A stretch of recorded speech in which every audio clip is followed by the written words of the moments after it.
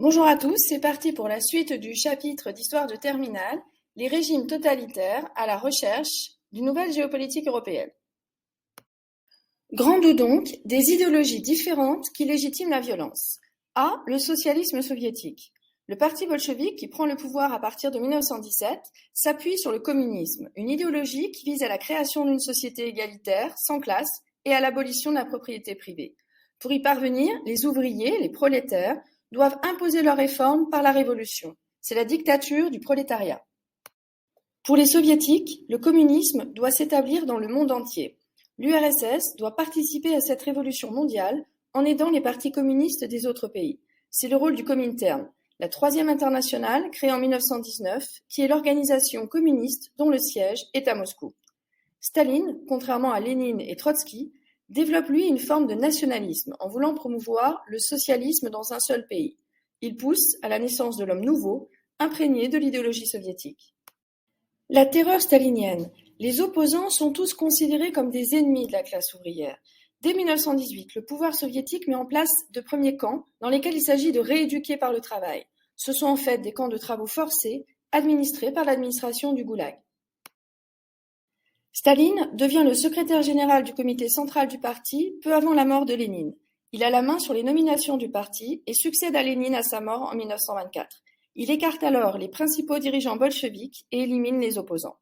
Il s'appuie sur la police politique, le NKVD, pour traquer ceux qu'il appelle les ennemis de l'intérieur. En fait, tous ceux qui s'opposent à lui, même et surtout au sein du Parti communiste. Entre 1936 et 1938, la Grande Terreur s'abat sur l'URSS.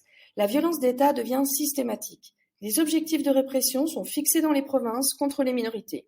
Entre 1,5 et 2 millions de personnes sont arrêtées, 750 000 sont condamnées à mort, les autres envoyés dans des camps. Les principaux opposants à Staline sont jugés en public pendant les procès de Moscou. Là, ils doivent avouer après avoir été le plus souvent torturés. Ils sont généralement condamnés à la peine de mort. B. Le fascisme italien. L'idéologie fasciste se construit progressivement à partir de l'accession au pouvoir de Mussolini. Ce sont les lois fascitissimes de 1925-1926 qui mettent en place les outils nécessaires à l'encadrement de la société. Le fascisme se base sur une double référence au passé glorieux de l'Italie, l'Empire romain, et sur la volonté de construire un État moderne autour de son chef. Il s'appuie donc sur un fort nationalisme et un rejet de la démocratie qui favorise, selon Mussolini, l'individualisme et du communisme qui privilégie la violence et la lutte des classes au détriment de la sûreté de l'État. La culture de guerre, visible dans l'encadrement militaire de la société, tout comme dans la propagande après la guerre en Éthiopie, est un élément central du fascisme. Le fascisme intègre aussi, mais de manière incomplète, un racisme d'État, affirmant la supériorité du peuple italien. En 1938, à la suite de son rapprochement avec l'Allemagne d'Hitler, une série de lois anti-juives complète cet arsenal idéologique. Une violence d'État antidémocratique. Le nombre de victimes du régime de Mussolini n'est pas comparable avec l'Allemagne et l'URSS. L'Italie est toutefois un État policier dans lequel les opposants politiques sont systématiquement pourchassés. Le régime utilise les assassinats politiques, comme celui du député socialiste Matteotti lors de la campagne électorale de 1924. Son corps est retrouvé 2 mois plus tard. Cet assassinat est entièrement assumé par le Duce.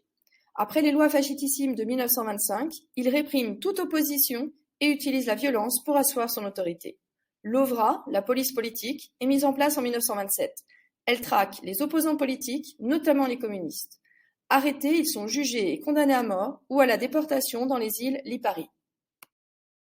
C'est le nazisme. L'essentiel de l'idéologie nazie est exposé dans l'ouvrage d'Hitler Mein Kampf, rédigé en 1924-1925, alors qu'il était en prison.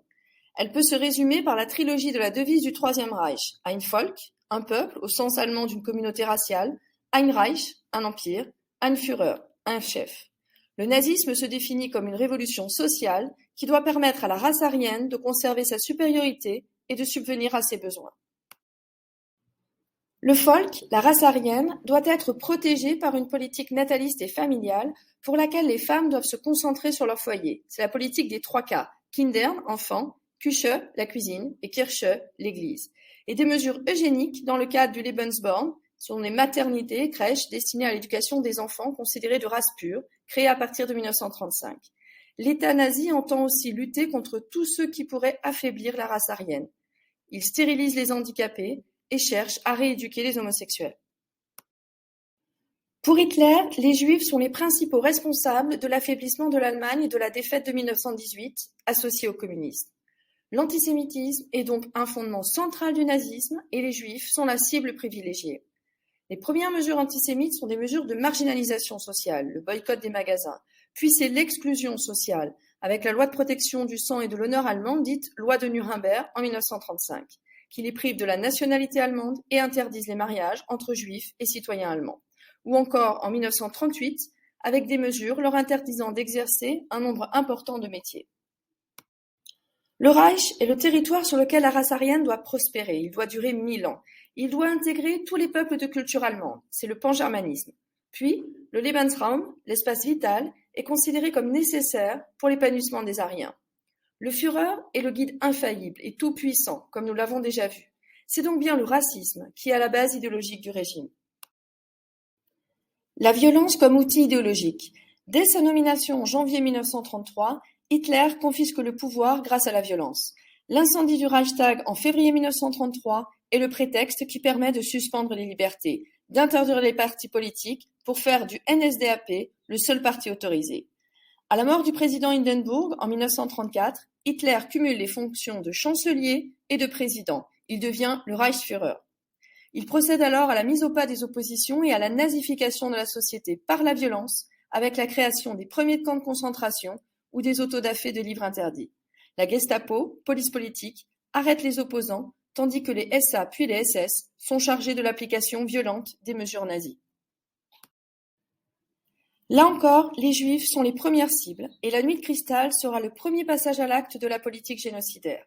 En effet, le régime utilise le prétexte d'un attentat à Paris contre un représentant nazi par un étudiant juif polonais. Les dirigeants nazis appellent alors les Allemands à se venger. C'est le début du pogrom, un mot russe signifiant la persécution des Juifs, orchestré par les SS. Dans la nuit du 9 au 10 novembre 1938, la Nuit de cristal, les magasins juifs sont détruits, les synagogues incendiées et plus de 30 000 Juifs sont déportés dans les camps de concentration. Les candidats à l'émigration augmentent, mais les frontières restent souvent fermées. Cette deuxième partie est terminée. Nous nous retrouverons pour la suite, consacrée à la nouvelle géopolitique européenne des États totalitaires et la marche à la guerre. Merci et à très bientôt. Created using Powtoon.